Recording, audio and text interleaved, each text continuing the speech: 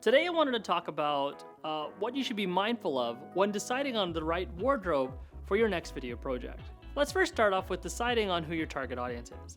Do you want to go a little bit more on the professional side, having a collar or a nice professional business attire, or you're going to have a more casual attire like a t-shirt?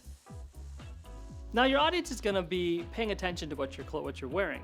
And as you can notice right now, I'm wearing a t-shirt with a logo on it, and it's nice and big, so you obviously can read what I have on.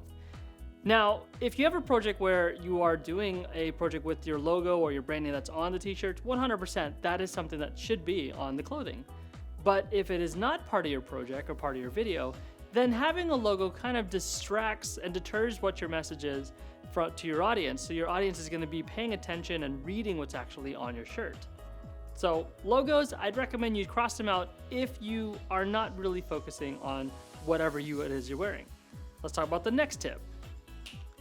Okay, here I am in a shirt that actually has a lot of patterns on it. Depending on the type of camera that you have, the technology that we have today, some cameras have the ability to actually see past all the patterns, and some cameras it starts to dance around in you. So you want to be careful with having really thin patterns such as this when you're wearing, choosing your particular clothing. So long close-up lines really are not ideal for a lot of cameras, but just be mindful of the camera and the gear that you're using. And here's a shirt that's actually a little bit more on the brighter side. Bright colors. You want to kind of be mindful of bright colors because sometimes they do over-empower the overall image of your video.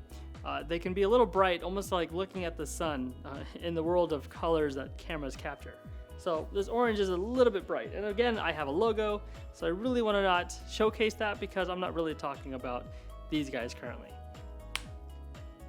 And of course, if you're still debating on what to wear, solid colors go a very long way.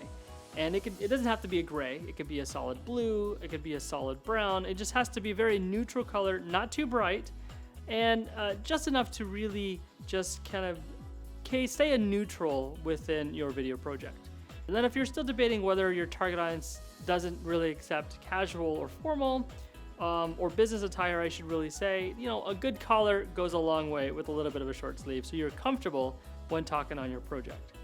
So for your next project, I hope that these tips will help keep you looking stylish and good on your next video.